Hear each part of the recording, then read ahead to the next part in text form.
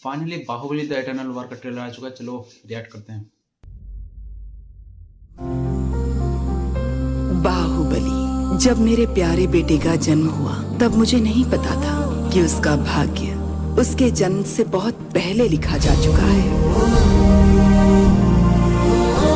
उसकी मृत्यु उसका अंत नहीं, आरंभ था।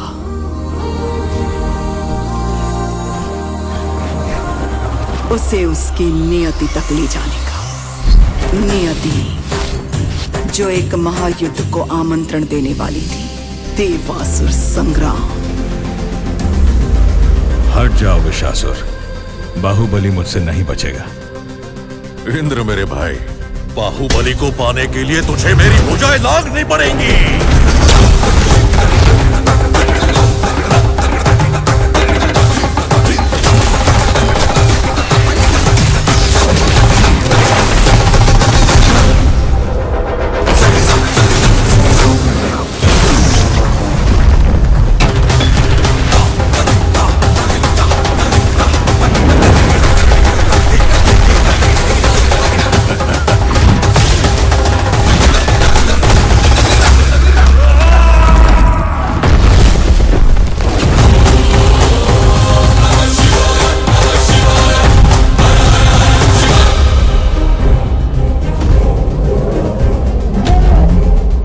तेरे बाहुबली को कौन बचाएगा?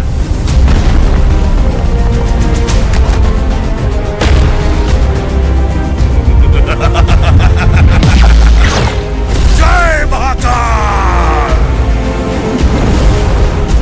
प्रश्न ये होना चाहिए इंद्रा कि अब तुम्हें कौन बचाएगा? ब्रह्मांड का भाग्य एक मनुष्य के हाथों में है।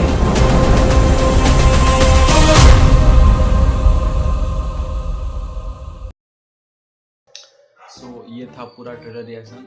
मुझे टोटली अच्छा लगा। इसका एनिमेशन स्टाइल बिल्कुल आर्किन जैसा लगता है, लेकिन फिर भी काफ़ी मेहनत की गई। एटलीस्ट वन पंच मैन जैसी नहीं है, ऐसे एक एक फ्रेम दिखा रही है कि जो नेटफ्लिक्स का कुरुक्षेत्र जैसा नहीं है कि ये अच्छे से पूरा हैंड ड्रॉन एनिमेटेड करके लग रहा है। पता नहीं हैंड ड्रॉन या 3D CG होगा, लेकिन अच्छा लग रहा है। और फिर यहाँ पे दिखाया गया कि क्या देव और असुर, और इसमें क्या विलन क्या इंद्र को दिखा रहे हैं। ये थोड़ा नया है कुछ, मतलब बाहुबली हमारा अब असुर के साइड होके लड़ेगा, इंद्र उसे पाना चाहते हैं। मतलब कुछ ना कुछ तो होगा इसके पास, जिसके लिए वो जस्ट नॉर्मल सा ह्यूमन तो है। ये इंद्र इसके पीछे क्यों पड़ा है? मे बी वो कुछ शिव जी से रिलेटेड हो। शिव जी का एक इमेजरी दिखाते हैं यहाँ पे, वो हो सकता है। और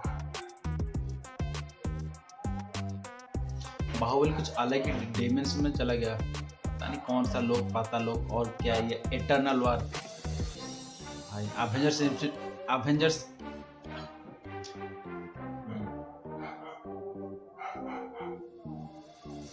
फाइटिंग भी इसके बहुत ही तगड़े लग रहे हैं। वो जो फाइटिंग कोरियोग्राफी कुछ समझ के ही बनाया गया। 2027 में खैर आ रही है।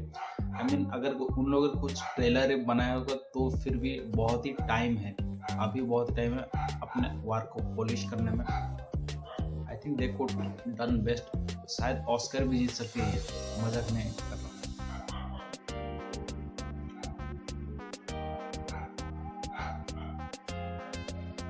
लेकिन मैं अब खुश हूँ क्योंकि बहुत सारा एनिमेटेड प्रोजेक्ट्स इंडिया में भी बन रहे हैं। जस्ट लाइक महाअवतार नरसिम्हा आई थी 2026 में, फिर आएगी महाअवतार परशुराम, और ये आ रही है। और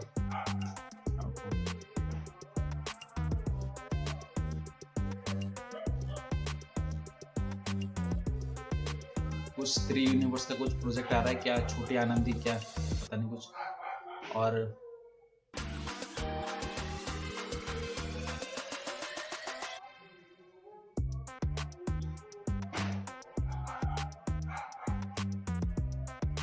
मतलब बहुत सारे एनिमेटेड प्रोजेक्ट्स आ रहे हैं। शायद अब एनिमेशन का जो स्कोप था, जो महाअवतार नरसिम्हा ने ओपन करके दिखा था, अब सबको दिखने लगा है। क्योंकि डीमन स्लेयर भी दूसरे तीसरे महीने में बहुत सारा 80 करोड़ के आसपास कमा चुकी है।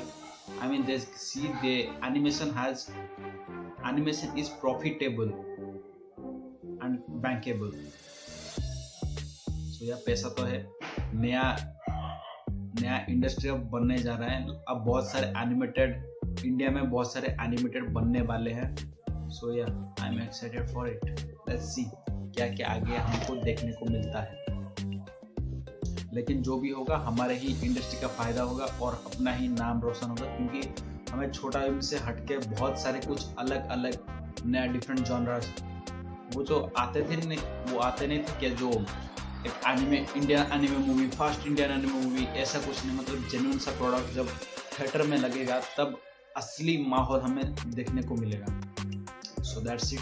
ये था मेरा रिएक्शन. फिर देखते हैं इसके ऊपर कुछ और बन सकता है तो मैं फिर से वापस आ जाऊँगा. तो तब तक के लिए कुछ आपका ओपिनियन है तो कमेंट कर दीजिए, मैं पढ़ना चाहूँगा. That's it. Bye bye. Subscribe कर लीजिए.